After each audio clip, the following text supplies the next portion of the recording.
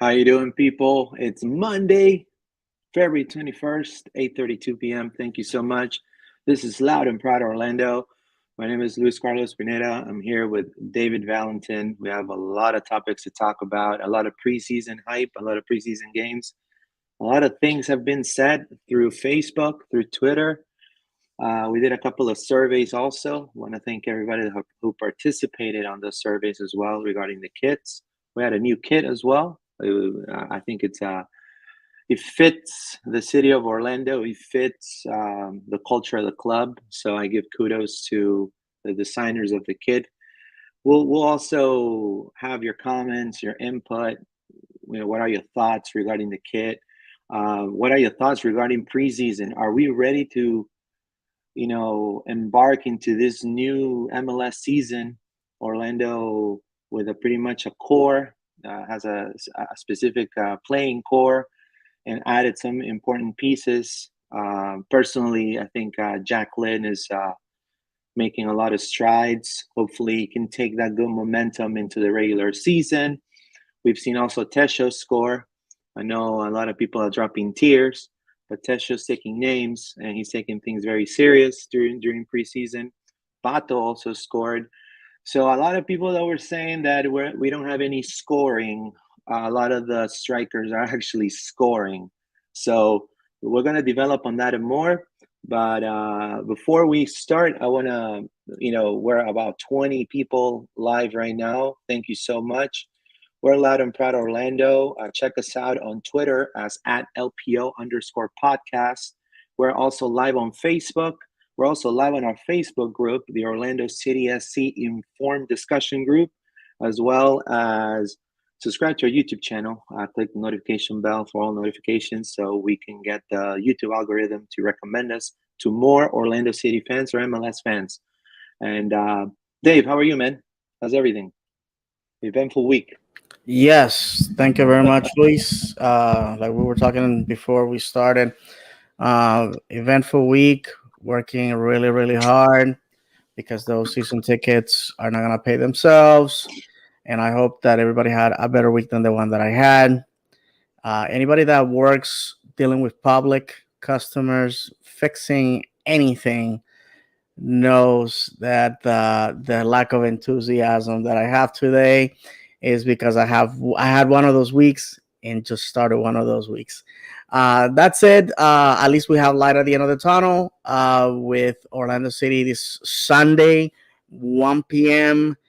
Better be there. If you are in Central Florida and you have the money and you have the I'll be there. time, 655 West Church Street is the place where you should be this Sunday. Your Lions need you. And, again, I want to thank the team, Jared Dillon in specific, for all the events that transpired this past few weeks. The fans obviously appreciate them. People are excited. People are ready for the season. I certainly am. I'll be there with my family. And, it's just part of getting ready for another season. Nobody is giving us a chance based on what the pundits are saying about our club and so-called pundits who have us not making playoffs. Those people need their head examined. But as we continue this conversation, we're going to talk about that. But again, I want to thank everybody that is live. I want to thank everybody that is going to be watching this later on in the week, especially our friends in the UK who watch this uh, at their leisure, obviously, because right now live it's 1:30 in the morning their time, and also everybody on audio. Thank you very much. All right, and well, let's dive into the subject. First and foremost, let's start with the Sunshine Kit. Let's start with that topic, and then we'll dive into the preseason. Let's just get that out of the way because that's what's fresh right now in people's minds is the beautiful kit that Orlando laid out. Thank you to Orlando City Communications for the pictures and also Mr. Mark Thor. Thank you so much. So this is the Sunshine Kit. I personally, I mean, my personal opinion, and then you can jump in, Dave. I think it looks great. I think it fits what Central Florida and Orlando is all about. Um, some people on, and I name them because they're probably watching right now. Some people on Facebook saying it looks like McDonald's fries. There's other people too saying that you just need the McDonald's logo next to it. Um, Ignorant people. This I think it looks great. Then obviously you have the art techies, saying, oh, if I would have shadowed the yellow a little bit more, and you would have had more purple on the bottom, and then to take like 2 paragraphs of just jargon when typically this kit I wish it could have been a home jersey, believe it or not, mhm. but it is an away jersey. This is a picture from that I got from the Facebook group also, where Omar Bamba is like the head of the group there. So right there, I got I think it looks superb. We've got a lot of compliments from a lot of teams around the league, Yes. and some of the kits that we've seen from other teams are really not to up to par with this one. So, No, absolutely. what are your thoughts, immediate thoughts right now about the kit? Well, as the official hater of all of our away kits, I have to say this one, it's the best. Away kits internationally tend to look very lackluster for any team. So this one really makes me want to buy it. To be honest with you, when you look at it with the socks and the shorts, it really, really sells itself. I think it's just nice. It represents our city, our state. Unfortunately, and I never, Luis, I never critical of other teams in the podcast, but this is gonna be a constructive criticism to our friends down in Miami that while they use their kids as canvas for trying to portray this attitude of internationalism. In Orlando, we have done the Right here. opposite. Yes, in Orlando, we have done the opposite. We are bringing what makes Florida Florida into our kit. The sunshine, the alligators, the sand cranes, the rain, the ocean, the rivers. Those are the type of things. When I think of Florida, I think of as this beautiful subtropical peninsula that we call home. And unfortunately, down there, they have failed to do that. But I'm not here to correct them. I just to point out that I think the beauty of a kid should be a representation of where he's coming from, the community where that team plays at. Exactly. My international clubs, I'm not part of those communities. My enthusiasm for the teams it hasn't diminished, but when I grab those kits, I see things that I'm like, oh, I don't know why this is there, and then friends tell me later, oh, well, that's there because of something that happened, or a landmark in town. So that's what the kit is all about. It just represents the community of Orlando. I think it's beautiful. Just like with the Pride last year, with their home kit, Right. That it Ad speaks, Astra. Beautiful. absolutely speaks about our space industry connections. So to conclude, I just think that the other one that I saw that has that deep roots to the city is I guess Portland with the Roses, Rose Right. City, Right. and Rose City. the fact that a lot of people, including fans of rival teams, that will not toss a compliment our way, say, hey, it just looks very nice, it looks pretty, and people saying, hey, Yeah. I'm not an Orlando City fan, but I'll buy it for my collection. That says a lot. Yeah. Look. I never thought Austin. Wait, is this Austin? No, Oh no, that's no. Atlanta. It's Atlanta. Oh my God. Thought I was going colorblind right here. Hmm. But look, it's just a green. I don't know if green represents Atlanta. Maybe it's for St. Patrick's Day. I don't know. And then they're carrying over this kit. Look at Austin, kind of like um, a different shade of green. Charlotte, very similar to Arsenal, in my opinion, but with blue. I love this one, for example. So Adidas is having really good, good, good luck with the kids. Chicago, I think it's good too. It fits their city. So I think they're just going that way. Cincinnati is just like the Bengals, it's just bright Hmm. orange. Um, and the rest of them is just pretty much the same. Including Houston, in my opinion.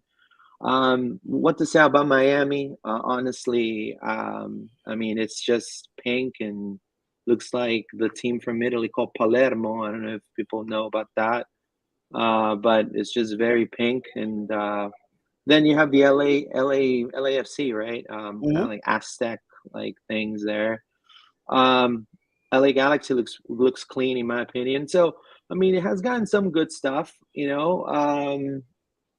But in my opinion, the Orlando one is by far, I mean, so close to home with I mean the way they presented this. I mean, I want to give props to communications for this. It was just fantastic. I mean, the video, the way all of that was carried out. Um, Kudos to them. I was expecting another maybe white, Hmm. like a similar to 2018, white, regular white with, something similar, but I never expected this. And I'm actually quite impressed. Yeah, But absolutely. some people feel like it's not nice, and there's things for everybody, right?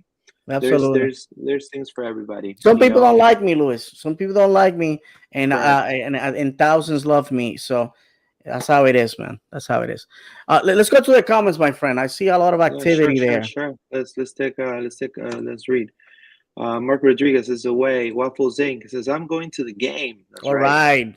Jim D says, Montreal Champions League, CONCACAF Champions League Yes. Oh, by match. the way, I met Jim in person. I forgot to say that last week. Thank you, my man, for all the words that you said about our podcast. Appreciate it. That's right. Mike Spillane, it says, just worry on the health of Kara. Yeah, that's right. He's doing good. Yeah, he's doing good. He'll recover. David Gray, thrilled to be here live, 6 days away to opening day. Yeah, that's right. All Thank right, you, my brother. sir. Ralph Kuhn, it says, I'll be on a cruise, but we'll be there the second game. Yeah. Awesome. Well, Oh, have fun good on your deal. Good cruise, my deal. friend. Are you going to film the game live? It says Waffle saying. we're not allowed to film We're live. not allowed. Yeah, that's intellectual Yeah, property of MLS. of MLS. Yeah, unfortunately, we will get kicked out.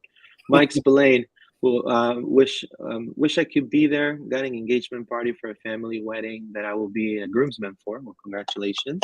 Yep. If you're from an Italian New York family, you understand I'm not allowed to miss it. Of course not. Yes, yes. My mother-in-law is from that stock, and I understand. Definitely. Skater Jeep says 137 hours. Yeah, I can't wait either, my friend. Mike Spillane, one of the best new kits in the league. Grab the authentic kit at the R Jam. Yeah, Beautiful. that was great, and I love the fact that they do that now. Every year they come out with a kit. I think that's great to unite the And a community. patch too, so people know. Yeah, that's right. Mike Spillane, purple shorts set it off though. Hmm. Skater Jeep, I like the fact they kept the original colors in with a hint to the sun. ATL is green. Green? Green. Yeah. Their Right. That explanation is is about the forest that is around Atlanta. of I've been to Atlanta course, many times. man. I'm like, Why don't make it like color like a cream color, like Savannah, like I don't know, Savannah, Georgia. I don't know. Maybe the color of wood. I don't know. hmm Mike Spillane, need jersey sales to get a third kit. Yeah, I mean, and we'll talk about that in a little bit. Mike Spillane, Atlanta is a city in the forest kit. Mike okay. Spillane, it's a golf polo. Yeah, that's right. I mean, they're trying to do the whole European shebang. It's just, in my opinion, it's just very plain. Hopefully, translate to the pitch, right? The first, we did a survey on my Twitter. Thank you so much to everybody that participated. 48 votes or final results.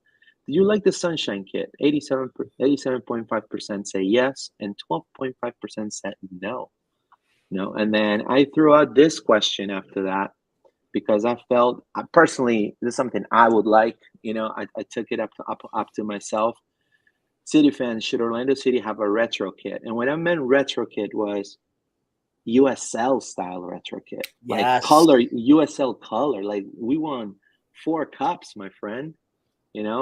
Like have that The that one, guys, the one that I would like the to see back is the that red one. the red one, but Yeah, the horizontal, what is it, the vertical red stripe.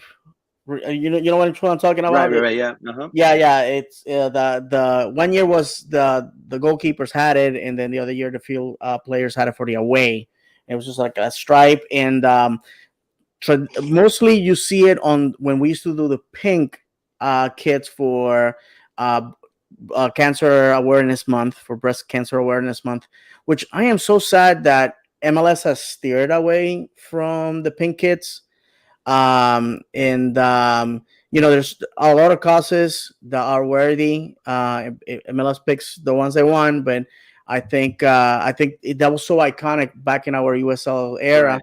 and I saw a jersey like that sell for over $600. Man, I was super impressed. Yeah, and so that's what I'm saying. I mean, I think it would be a great idea for Orlando because last season it was that Aquaman Yes, jersey, right? The Aquaman jersey, I called it. And I mean, it looked dope. It had the orange, but the colors didn't represent. I mean, to me, I didn't feel identified as if I'm a fan, an hmm Orlando City fan. I didn't. It didn't kind of hit my heart like maybe this one, the Sunshine Kid, hit because it's so Orlando, so Florida. I think if we get a retro kit mimicking like our last USL championship, like the yeah, red kit, like yeah, that red kit with Adidas on there, I think it'll be so. I think it'll be great. Another right. idea was, and another person who commented on the tweet was get another kit, maybe an alternate kit, but just have the retro patch, so the retro logo of Orlando City with the 3 lions, right? I have an answer for that. Go ahead. The patch is the USL owns that Owns it. badge. Oh, Yes, got it. so MLS cannot use it. Unfortunately, I would love to for Yeah, us to but at have. least colors, right? The Yeah, no, colors. absolutely. I know a lot of people say, "Well, I wasn't there. I don't have the same attachment," and I understand that part. When people are not as fanatical as the fans that were there in 2011, but I would like to tell you guys that is critical to rescue our history and not let it go by the wayside just because most of the fan base was not there. And I understand that. Um, Orlando City in the USL era only had maybe 3,000-4,000 people show up to the games. The most that Orlando City ever got in USL was 21,000 people, and that was a 2013 uh, uh, championship game. So I understand all of that, but if we allow the red to go and die off, is a critical part of our club. Anybody that has read the book Defy Expectations, and I actually have it, I will have to, break away to go get it. But I had Simon Venice wrote a masterpiece of a book telling our story, and in that book we find out after the fact, of course, that the club almost went bankrupt that year and died. So to me, red represents a team that almost died. And if he had, we wouldn't be talking about Orlando City today. So for us, yes, purple is beautiful. I own a ton of purple stuff, but what the red represents, my friends, is that dream not dying. And we're gonna be talking Right. about some things that go back to that era that the team is implementing right now that you probably haven't noticed or you probably have. So, but I just want to tell you that when people say, "Hey, let's bring a red kid," even if you were not part of that era, let's join together so we can Yeah. get I mean, motivated. and you would have thought, right? Purple and red don't go together. But the way that kid was assigned, I know it was Lotto, and I'm probably getting in trouble by saying that brand. Mhm. But let me tell you, I mean, it was a kid that meant a lot to the city of Orlando. So Yes. I would love to see it represent. So, especially if we're playing, let's say the Lamar Hunt again, or we play, let's say, bring it back for those games that we play away at least, or even home one day. I think it would be nice for people to see, especially diehard fans from that era, like you, like me, like other people, right? See it back, right? And Hmm. I it will sell like hotcakes, in my opinion. Oh, Scooter Jeep absolutely. says, I know MLS is a single entity, so probably won't happen, but you guys like it. Do you guys like it that Adidas has the monopoly, or would you like to see the teams to be able to pick their own suppliers like Puma, Nike, etc.? Ladder. Yeah. But you say it first, and then I'll say my piece. Go ahead. I would like for us to be independently, but again, you cannot have single entity and then sort of give away control of what your teams do because at the end of the day, it says MLS and it represents the league. That's right. Personally, I mean, I think that's the thing with the MLS, right? I mean, Adidas has the monopoly on it. I would like to see it if it was independent. I think the clubs will be able to make more money. Let's say New Balance may offer a lot of more money than Hmm. maybe Nike or Adidas, and Orlando just feels that that's the way to go. That's how a lot of clubs in Europe make a lot of money. Also, a lot of the key players, for example, let's say Facundo Torres, right? Let's say if he was in Barcelona, like he can have a sponsorship with Nike, and Nike may pay 20% of his salary or 10% of his salary, and he will have to renounce to his media rights. So Nike could take him away for photo shoots, for commercials, for things like that, because he's paying them, because part of his salary is paid by Nike. So the club will be able to do that, save some cost on labor regarding the players. But on the other side, I think how the MLS is doing it with one brand, it looks very organized. It Hmm. just kind of sets the league apart from the rest, because there are some kids from other clubs in Europe and South America that you ask yourself, you're like, how the hell, what is this? Yeah, Right? there's some brands out Really? there like Right. And so I think that, it will get there at some point. I think it's inevitable. It just the league has to grow exponentially. I think that they can start thinking about that maybe after the 2026 World Cup. Mike Spillane, it says, wish they could do their own jersey deals, but the single entity stops that. League gets a chunk of Adidas money, so they would forfeit that if teams could do their own deals. Yeah, and you have this generation Adidas. It ties in with the youth movement in the league in a hmm way. So Adidas may say, I'm not doing this anymore. If we're not your sponsor, we're closing shop now. So now that's another chunk of money that the league is going to have to come out of pocket for. So it just kind of it has its pros and its cons, right? Hmm. Jim D, look at that YouTube banner. Red and purple isn't bad. Yeah, that's right. You know, I'm a very old school person, so thank you, sir. Um, let's dive into some of the preseason games. You Sure. know, just to let's start. I'm gonna put some video, and I want to thank Orlando City Communications. This is a minute and 46 seconds, and we can analyze it. It's words from Jack Lynn, which he's been on fire in this preseason. He's been the player, has been the striker, has probably the most goals scored. And he's part of the youth movement of this club, and I would love to see him play against Montreal for sure. Um, maybe Kara will start, but I could see him definitely subbing in for sure. And let's see. Let's take a look here. Yeah, it's a dream come true. Can you listen to the? Yeah, I to can the hear. word? Yeah. Okay. Perfect. Let me go ahead and full screen it. When I was drafted, I was super happy, but I knew that wasn't, the end of the road. I had to come and improve myself. Awesome. Coming into a new environment, I was eager to learn, a new style of play, faster level of play too. And the adjustment period was taking, a little bit, but I think we did well today. Unlucky to come away with that. It's easier to see a lot of the patterns that we're trying to do going forward. I think our, positional awareness is getting better. And I think that, in the next couple of weeks, or I guess a week from now when we play Montreal, it seems super close. We had the asado during the getaway last week, and that was awesome, to come together over a meal. So this is where they play Miami, right? They play Miami, USL side. And like we were saying, right, they have interesting players too on the other side, and personally, I think they play a good game. Not a lot of not a lot of scoring, Yeah, it but was a nil-nil result. right. But there is a play right here from Freeman. Look at that. Look at that right there. Yeah, that was Look to at that. Wilfredo Rivera, who's Look 32 at there. that. Look at that. He got out of you know he got out of two defenders like in 2 seconds. Like that player, like wow. You know what I mean? Oh my goodness. For sure. And look at Urso. Urso was back at that game too, right? So it was good to see him. Look at that one for Rivera. Yeah, there. Oh my goodness, that's the That's what Wilfredo I'm Rivera I know. saying. That's what I'm saying. Look at that.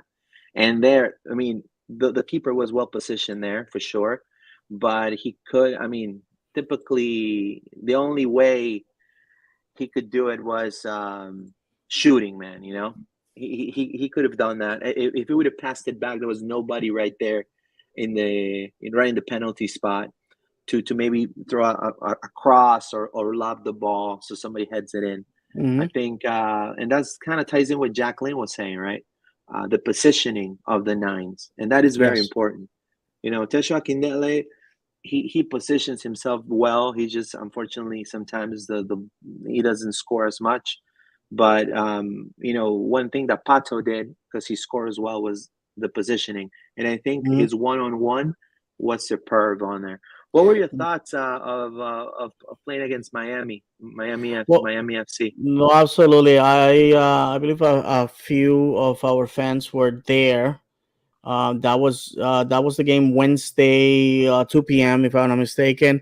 I could have gone there, but then I had a last call for work and friends. Podcasting pays this much, so I was unable to go. I had to go to my to the guys that actually make everything happen here, and I have to tell you, a lot of people were very impressed with our guys. A lot of ball movement. In that video, what you saw there was a lot of basically our bench players. The guys Right. that are third and fourth on the depth chart, and I was super excited because in the past, and I have said this before, in the past we had our excuse me, our starting 11. Those guys got hurt and the backups were abysmal, and then if that backup got hurt, God help us, because the guys that will come from the practice squad were not fit for the bench in a USL team.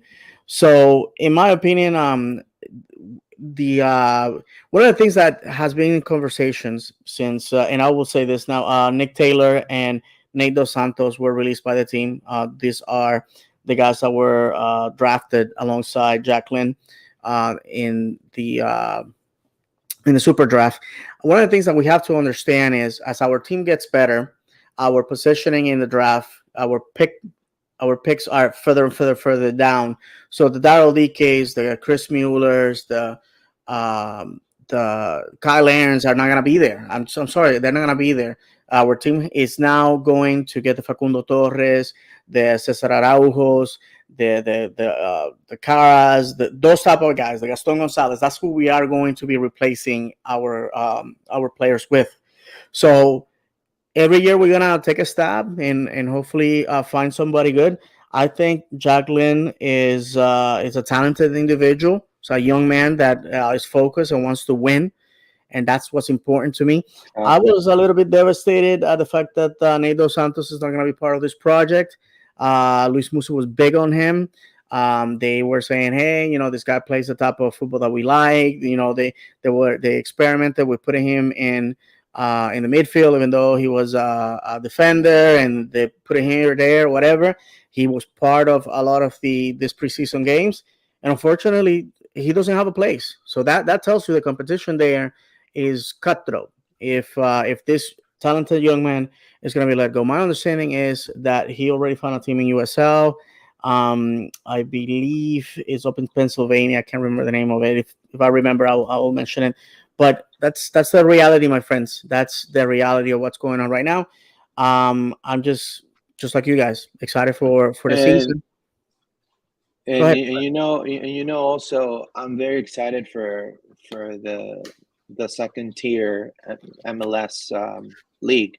Yes. Because I guarantee you, and this, and I'm sure Orlando's already looking at this, the best players out of that league from any club. I know that there's clubs that have first dibs because they're part of the first team too, and things like that, developmental players, but we need to also look into that pool and get the best. I mean, get some good players. I mean, there's some interesting players like in San Jose, in my opinion. I think there's a couple that are good, a couple in Atlanta that I saw as well. And I mean, we need to take a look into the second tier, which I think is going to be very exciting. That's where OCB is going to be playing as well.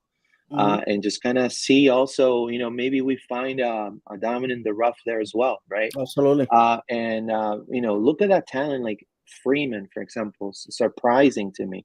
Never expected it. Williams, playing in such high level as well. All those young guys, so definitely excited for that. And that was one of the things that I truly praise the team for definitely looking into, is the youth and the depth that the squad has now.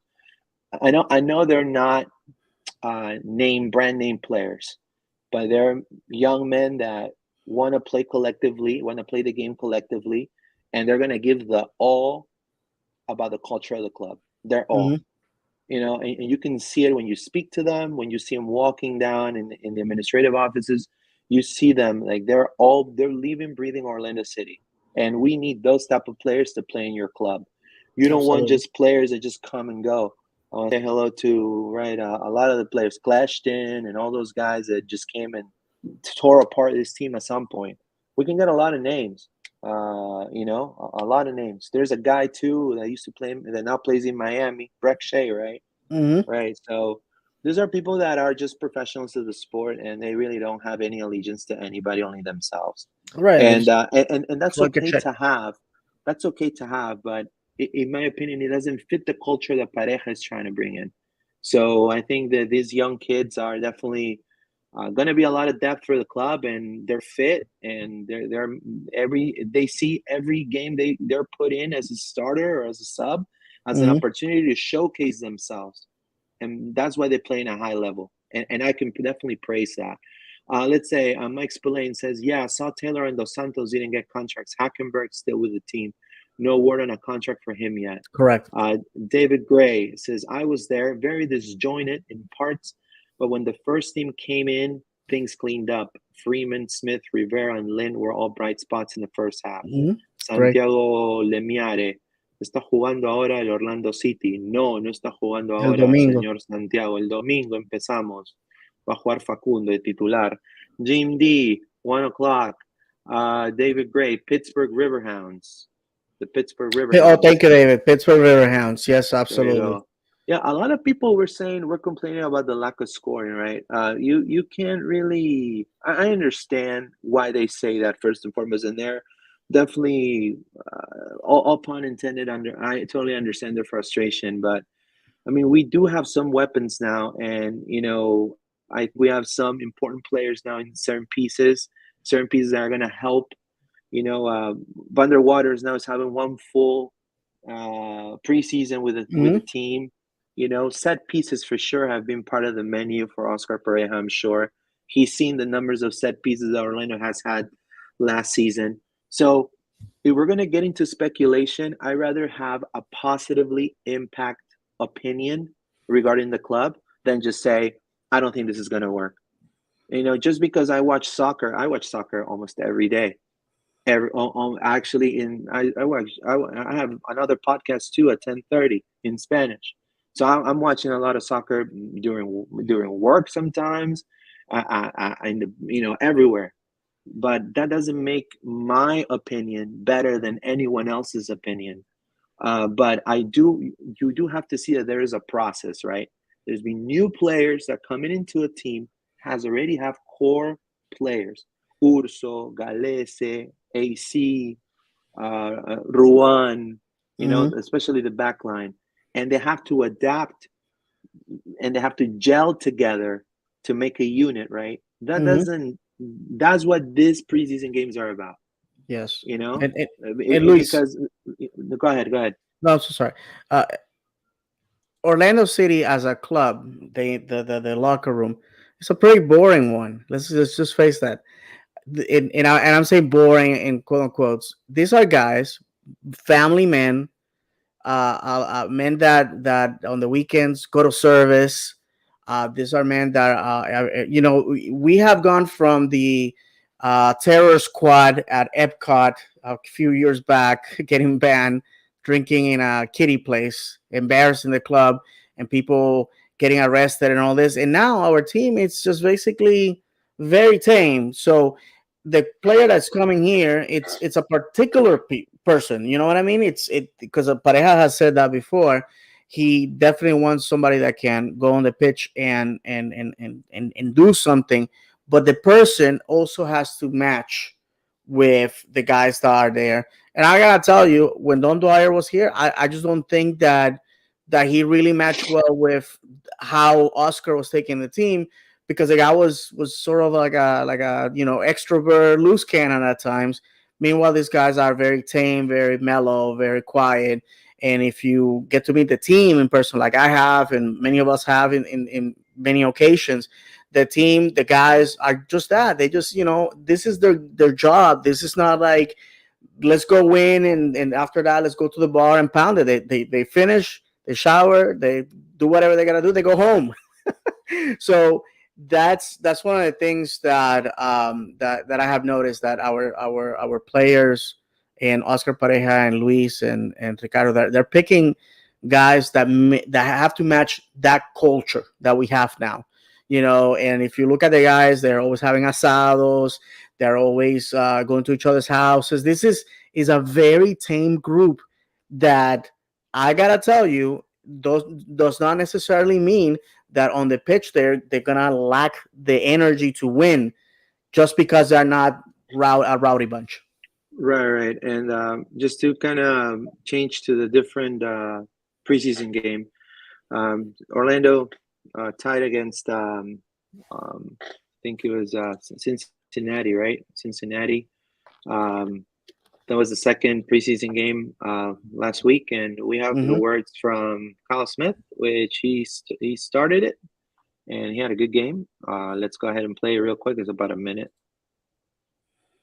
Good as a team, as a unit. I thought we looked good today. A couple things that we need to tweak with just being, I would say, more careful with the ball and, knowing when to just clear it sometimes, I think. But yeah, I think overall we feel very, very good and confident going into the home opener.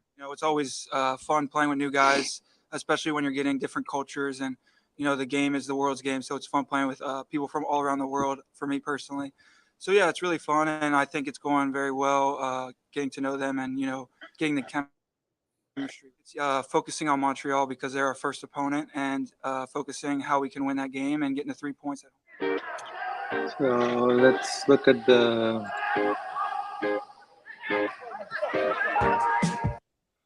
There you got Pato, right? I think Mm-hmm. Pato, if he goes off, we have a head of a hell of a striker, and he just needs to. I think the last few games he's played more physical than the one that they played, and he kind of looked like he didn't want to get touched or knocked Right, out, right. knocked down. Can't So, blame him. but I can't blame him either. But I think the collective play on the wings, it's working, and hopefully translate on the regular season for when he is going to be, to me, if Kara, I think Kara is going to be the starting striker, but he's look at that, Mm, like just the speed to cut through the two defenders, the two center backs, that speed, and then just the finishing is just superb, and then was that Tesho scored Tesho? also. That's Tesho, yeah. So that's that was the game against Cincinnati. Um, Thoughts about it? Things that you want to say No, about the absolutely. particular game? Yeah. First of all, I'd like to mention that Cal Smith is to me unsung hero many times. The guy has a lot of talent. Unfortunately, he came to us through JOC and from USL, and a lot of people really discounted him. But he has saved our skins many times. I saw a question about who's going to start. Oh, there we go. Yeah, who's going to That's right. start? I have to go with Smith. Smith is Same here. quality. It's Smith is reliability and I agree. consistency. And you know what you're gonna get with this guy. This guy is just gonna give you 90 minutes of unadulterated football, and that's what it is. I love Joe Moutinho. I think he's super talented, but at some point we have to cut bait with a guy that just it's hurt all the time, my friends, and it hurts to say that that's the reason why LAFC let him go because they just didn't see a future with a guy that will get hurt all the time. David Gray says, well, Moutinho had his ankle wrapped on Friday, so it'll be Smith or Freeman. Look, I agree with David regarding Kyle Smith. If you give me a chance right now, we're playing against Montreal, a very similar team to like Orlando with a lot of prowess on the wings. And personally, I would like to see Kyle Smith. He will give me a more defensive presence than Joao Moutinho because, as I mentioned in other podcasts, he's a great skilled player. Moutinho is going into the attack, but just the coming back into his position, right? If he doesn't have the help, if maybe Benji's just not having a good game, let's say, for example, because it happens to a lot of people. Well, let's say, for example, Benji is also going into the attacking transition, and and they have a tough time going back into their own positions. He leaves a gap, completely gap open, and that's where Colorado was going through. Colorado was going through his side multiple times. He was leaving open gaps there. Same with Benji. Benji was going to the attack, not going back. So that whole wing was completely open. With Kyle, you will have more of a defensive presence, more of like a, right there. He'll be right there. He's gonna try to go into maybe the half, into the half of the pitch and then go back. He only if Pareja says, he's a very tactical player. If Pareja says go all the way through the attack, he will go all the way through the attack. But one thing I've seen about Kyle is he has the ability of coming back and forth. He does that back and forth very well, going back and defending. Box to box, yeah. We also keep in mind Freeman having a great preseason. And I mean, again, that's the competition in the locker room, right? I mean, this kid has demonstrated his size, his speed, his technique into just cutting through defenders.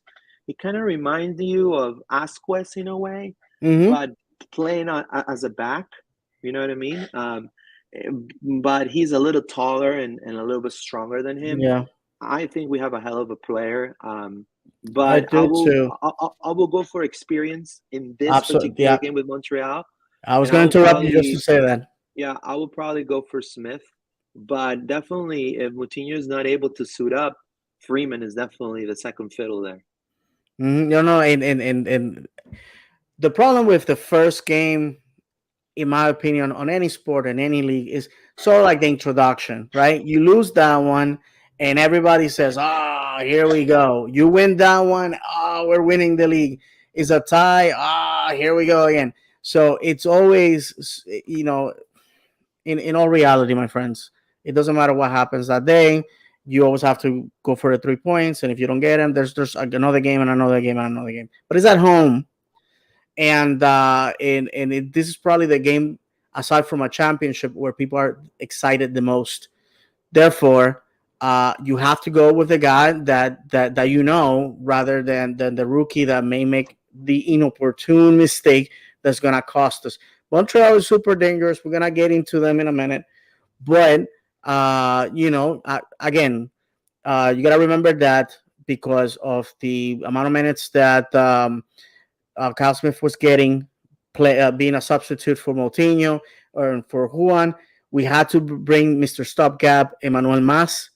Emmanuel Mas was there the last 2 games that we faced Montreal, and he did a commendable job. I would have loved to have Kyle Smith there. I think the story would have been different, at least in the first game. So with that said, we just gotta go with the guys that are gonna get us a result, and if that result is a 0-0, so be it. Yeah, I mean, I understand what a lot of people get worried, and we're going to dive into what we think we should be the lineup for Montreal in just a moment. A lot of people get concerned about preseason. Preseason is to try things out, for the team to bond, for the team to get to gel together. The new pieces and the core of the team, which I'm glad Urso's back. I'm glad AC is going to be back also. So he's already back in the States from my understanding. So I think, you cannot just draw conclusions on with a game against Minnesota, right? And then after that, we only conceded probably more than once after that. So the defensive players are actually playing in a high level in this preseason as well. And now bringing in Antonio Carlos, that he has been training by himself and he looks in top shape. I think it's going to just add in. We've kept the defense that took us to the playoffs twice, pretty much. Whether you like it or not, that core defense, those that were out back, took Orlando also, including Pedro Galese, to the playoffs twice. That the club has kept those pieces and have added. I understand the left back situation, but we have Freeman, we have Kyle Smith, and when it comes to Moutinho, I see Moutinho more as a change of pace player. So if, let's say, Moutinho was able to play, and it's Montreal Orlando, and it's 0-0, minute 80, minute 75, the second half, I will sub in and I will take out Smith, because I want to go into the attack, because I'm at home. I have my fans behind me, and I need to win this game no matter what. I don't care. And so I need a player that's going to give me that attacking prowess as a left back. And I think Moutinho can deliver on that side, attacking-wise. No, absolutely. So I would definitely do that. But if he's not able to suit up, I think it's Kyle Smith and Freeman for sure. A lot of people are saying, pointing out the departures of Chris Mueller, Daryl Deacon, Nani, saying that Orlando has no scoring prowess. Just give it time. And I mean, Montreal is coming up, and I think we're going to see a lot of good things happening. Daryl Dike, we have to part ways. It just Hakuna Matata, circle of life, right? Nani as well. Mhm. And Chris Mueller, I can honestly base stats based on, last year, unfortunately, because last He didn't do year much. he didn't do much, and that is true. And this is nothing against Chris Mueller. He's a hell of a player. I wish he would still be in Orlando City, but unfortunately, you can base, you statistics based on 2020's numbers. Yes, you Unfortunately, have to play with people that want to be here, my friends. And I right. love Chris and his family. They're fantastic folks.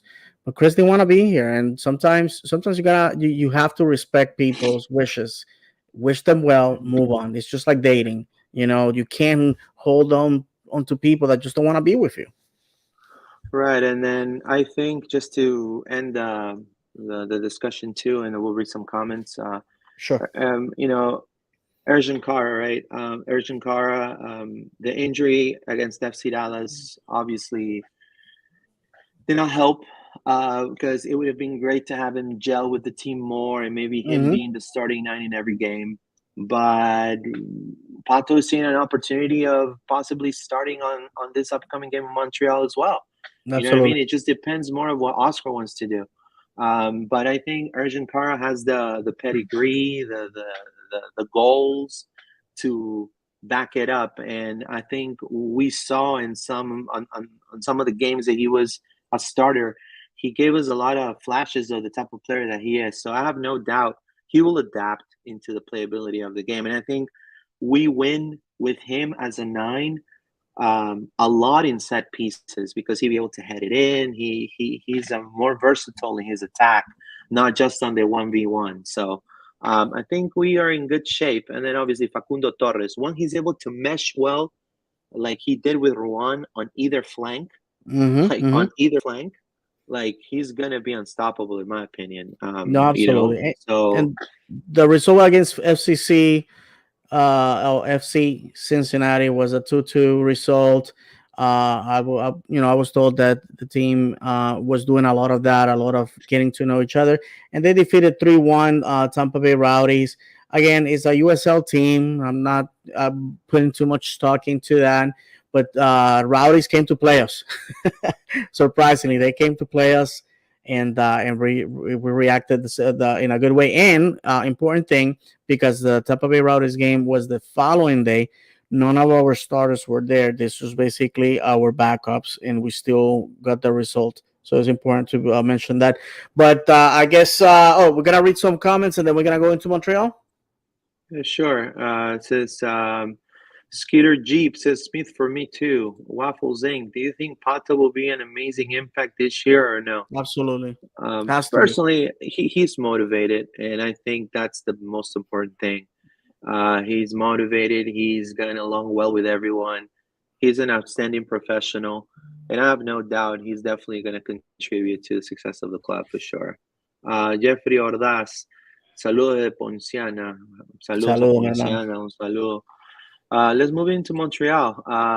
Let's look into. Let's do our Sure. lineup. Yes, while you're working on that, Luis, I would like to point out Sure. these are the results of the last one, two, three, 4 games. Last 4 games. Montreal, nil, Orlando 2, followed by a 1-1 tie, then a 4-2 in favor of Orlando, and a 2-0 result. Oh, my apologies. 4-2 in favor of Montreal, and then the 2-0 in favor of Orlando. That's obviously that was the game that we had up in Montreal. The series, as it stands, is 6 victories for Orlando, 7 for Montreal, and 3 ties. So these teams either beat each other or they lose to one another. There's very few ties in since 2015. So I expect a war. I expect these guys The latest is they just play against Santos Laguna in CCL, losing Torreon, Coahuila State in Mexico 1-0. And the second leg originally was supposed to be played on the 22nd. Is now it's going to be moved up to the 23rd due to bad weather. That gives them 4 days of rest before heading down to the state of Florida. Is it an advantage for us? Hopefully. Who knows? But I can tell you that the two guys that keep me awake at night, guys, are Kai Kamara and Romel Kyoto. Romel Kyoto was the range man the last time we faced these guys. This guy wanted to score on us. Do you really think that he's gonna come just to jog in the pitch? He's coming to beat us. And the Kamara, he has a history with us. He always score on us. He loves to hit on Orlando. So again, we are not facing some run of the mill team. These guys are coming to hit us hard. So we definitely have to be on our toes come this Sunday. Look, when it comes to talent, I think on paper, Orlando has better talent on paper than Montreal now. Not to say that we didn't before. I think collectively, Montreal last year played better than Orlando in many parts of the game. And also, I think Orlando was also plagued with injuries at that time as well. I think now we have younger, more vibrant subs and more unpredictability because they don't know how Facundo is going to do. They don't know what Erjan Kara plays. They don't have access to see what Freeman's numbers are or even Taylor Williams. They don't know. They have no idea. So I think the unpredictability in the game, Orlando has the upper hand, in my opinion, on that. Yes, Romel Kyoto in club, he's a player that it's a very physical player. In country, his team is just subpar, and he's the only star in that team. And I think because of that and the type of personality he is back in his home country, he has this attitude of kind of like Joseph Martinez, right? That he thinks he's like the last coke of the desert, right? And unfortunately, it could rub the wrong way on a lot of the center backs. And you saw that a lot of his attitude against that game that we played against Montreal last season. Very bothersome for the center backs, trying to break lines, the defensive lines, trying to be a bothersome to the number 6 in the middle, and I think he's definitely somebody to watch out for, but he ain't Ronaldo. He ain't something that you would say, oh my God, this guy is impossible to guard. No. He's just Romel Kyoto, guys. He's immortal, just like everybody here. And I think the way the young kids are playing, I think they're going to put a stop to him. I mean, I see Freeman. Freeman is more physically imposing, in my opinion, now at that age than Romel Kyoto in his whole career. Not to downplay Romel Kyoto, but I'm just saying. And Kamara, obviously, he's dangerous as well. The other player that you were mentioning. No, absolutely. But let's dive into Orlando City. What we believe is gonna be the starting lineup.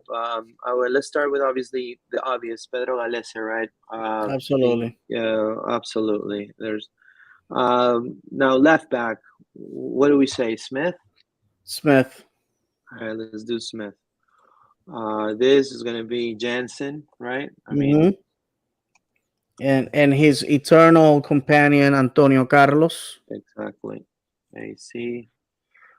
Right, and then right back. Juan. There you go. All right, the two in the middle. What are your thoughts? I will say Mendez and Urso. Again, Profe Pareja may go with what he knows, unless he has seen something in preseason that says otherwise. If I was put in his position, and the guys can let us know in the comments, I will go with what I know. The guys that have given me results. Again, like I said, the first game, it's about making good impressions. Exactly. And people can leave their comments also. So if you think that we need to change some things up here, feel free to let us know. All right. The 10, Pereira, right? I think. Absolutely, without a Uh, doubt, our without a, captain. that's right. Flanks, left flank. You go Benji? Ufa. Now it's getting interesting. Well, this is the thing. What are our options there? Sylvester Van der Water, right? Benji, and who else? We have, hold on, let me look Pato. here. Yeah, so we have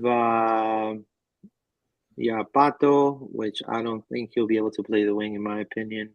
Okay. Not, I'm sure he'll play, but I'm just saying is playing the wing has a lot of physical threat you need to have, and he's just coming out of injury. He's a center Yes. forward in my opinion. So Facundo We read. Torres, he can have also Van der Water, Benji Mhm. Michel, right? This is where it And gets tricky to me Wilfredo because Rivera as well.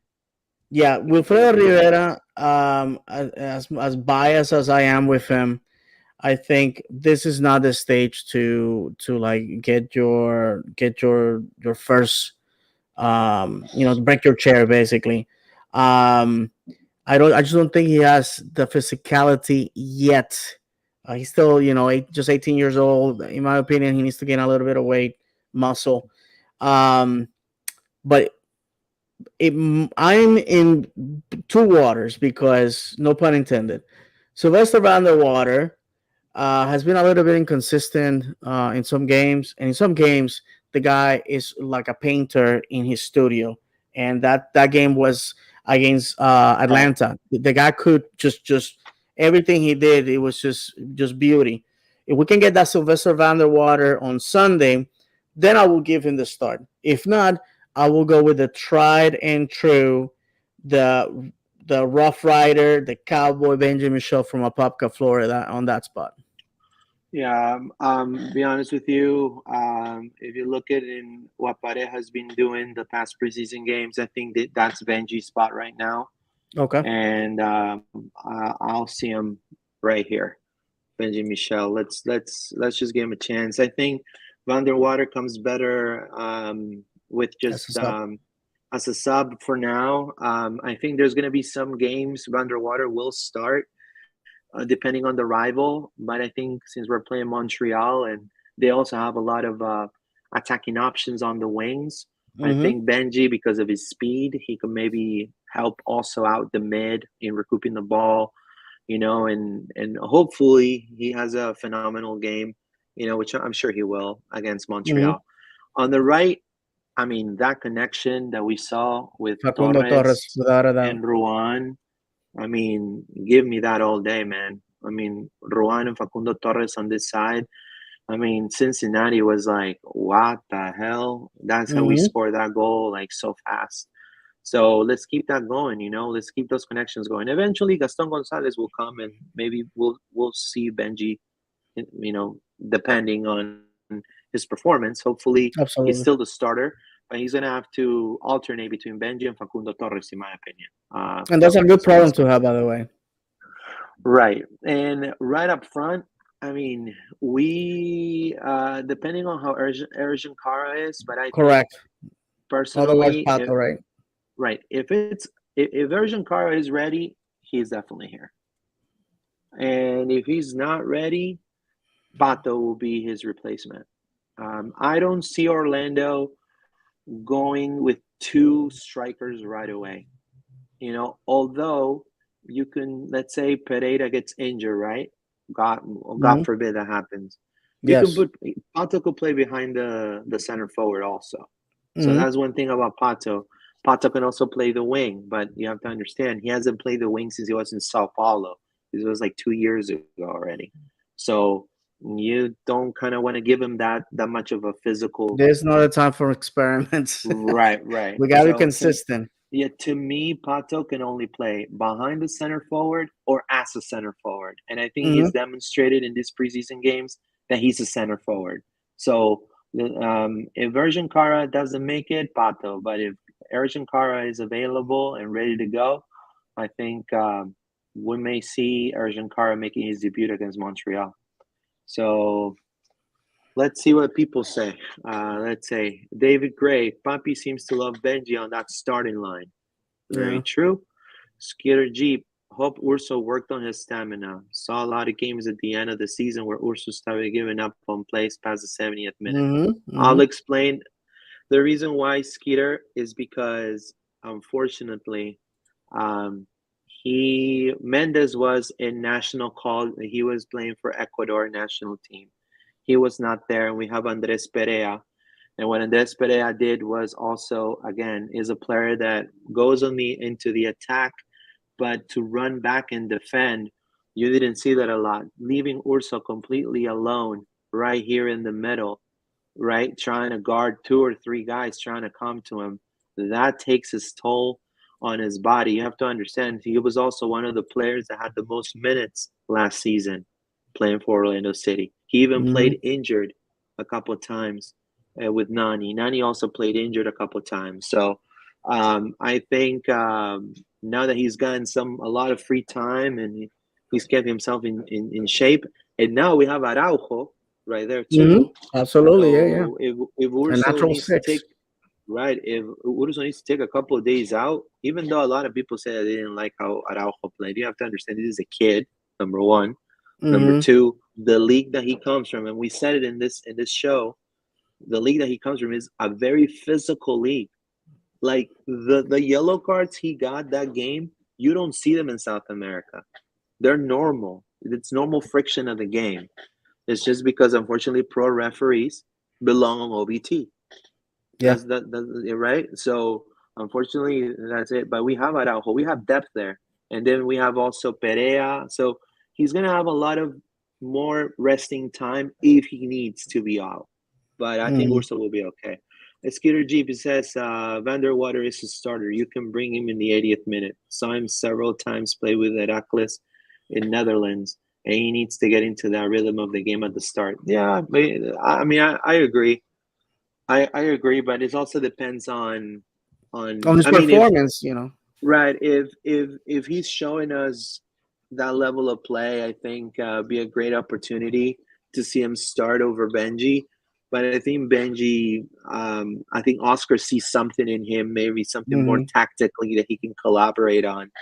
And My opinion on Vanderwater is the only thing that is stopping him from being a 90-minute guy is Vanderwater himself. We paid the money, we brought the guy. God loves to be here. He just has to go out there and consistently do it. And I'm in his corner. I really like the guy. he's a His great partner, player. they're beautiful people, and I really want this guy to do very well here. He has a fantastic story. But the reality, my friends, is that this is a industry where results matter. And I feel that Vanderwater sometimes either disappears from games or it's not a factor. And that's, the protagonism that our manager always preaches is you're going to go out there and you're going to contribute. And perhaps was the players around him that shadow his talents. But like I said, when you look at that game against Atlanta at home, the level of perfection this kid put out, that performance, that's what we need day in, day out, week Right. in, week out. Right, and I think also he did not get time to bond well with the team when he first arrived. He kind of came kind of like Pato right at the end. Yes. And now, and I agree with the Skeeter, he's gotten time to get to know his squad and know he has a bonding relationship with Pato, with also Facundo, and with a lot of the new players as well. Some of the young guys too see him as a sort of friendship type of thing. So he's got more time to bond. I hope we see the best Sylvester Underwater this season. I'm sure we will. And again, each single player for Orlando City, this type of level of players playing collectively 90 minutes, a great game. We have now weapons that a lot of the teams don't know they don't know a lot about them. Like, I mean, they know Benji, they know Jensen, AC, everyone, but they don't know, for example, what Urgent Car could do. They don't know the type of play. They never faced them. They never faced Facundo Torres. They don't know if maybe Pareja wants to put him behind the center forward. He's played the position before as well. They don't know also, what type of link up plays he's been doing with Van der Water or Pato. So I Mhm. think Orlando now, because of that depth in the preseason, they have a lot of options now. Let's see, Orlando City Lions says, "What's up, fellas? Dale mi amor." How you doing, my friend? Yes, Let's. sir. You Yes, want to talk sir. about the emojis real quick? I think Yeah, you yeah, want to talk about absolutely. mine. So, our club has released the hashtags for the season. The first one is "Dale mi amor." That was gonna be the Spanish one, which is sort of like "Let's go, my love," and it's one of the part of the lyrics in La Gran Victoria, which is one of the songs that our supporter groups welcome the team with at the beginning of games. The other one is Orlando City, no surprise there. And Vamos Orlando now becomes a team neutral because this in last year they felt that if Pride wanted to use Vamos Orlando, which they are entitled to, they're part of this club, they're part of this community. Unfortunately, it will have the logo of Orlando City. So Vamos Orlando is going to be left to be used by both clubs with no identifiers. But Dale Mi Amor and Orlando City. Those are the two.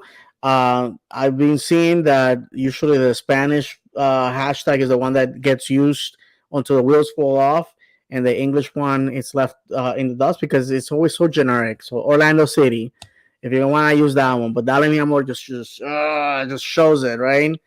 So Right, I really like it. right. I will use it for sure. The bland one too for the for the game. So Hmm. no, but I think that's a great thing that Orlando City has done with those two emojis. So Yes. this is the lineup that we think is going to line up against Montreal. Let's go over one more time. Galese as your number one keeper. You got Ruan, AC, Antonio Carlos, Jensen, Smith. So 4-2-3-1 lineup. Two in the middle, Urso and Mendes. Wings, Benji Michel left wing, Facundo Torres right wing.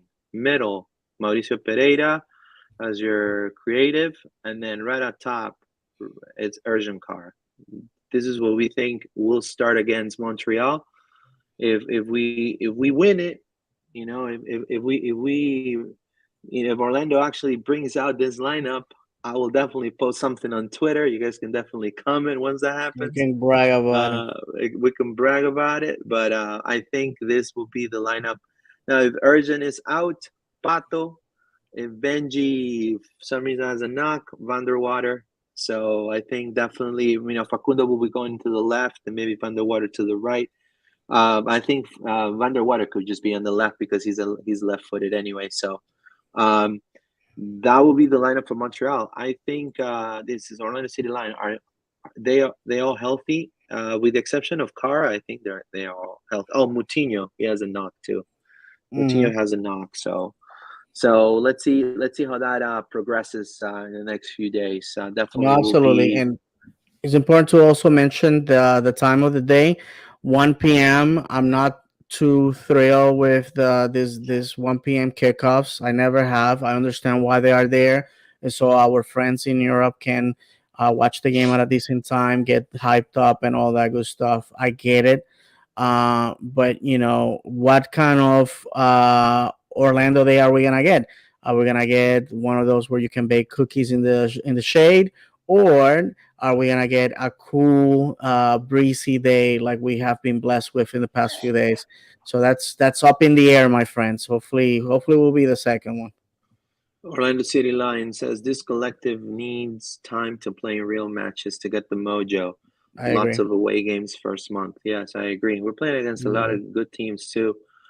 Jim D, not a fan of Benji on that left wing. He tends to run Hmm. out of space and the ball goes out, or if he's dispossessed. I do like him as a striker when appropriate. Yeah, that's right. Hmm. Orlando City Lion, yeah, they're all healthy except Moutinho and Cara, I think. The rest of them should be good to go. 88 Orlando degrees. City, Okay. yeah, 88 degrees. That's better than 95, right? You know, the Skeeter Jeep, depending on the front, 85 or 58. I'll tell you 58. Yeah, for sure, for sure. No, but I mean, it's gonna be a tough game for Orlando, obviously. But I mean, you gotta understand, we're playing at home. Every single home game, we need to win it. The people deserve it. The city deserves it. The players. What better staple for the club is that your home stadium is a terror for teams to play against, right? Hmm. If you come, knowing that you're coming to Orlando, it's going to be a loud and proud, wall there singing, chanting every 90 minutes, with two of the biggest factions in the MLS there, supporter groups, and then it's going to be even outside, people are going to be chanting.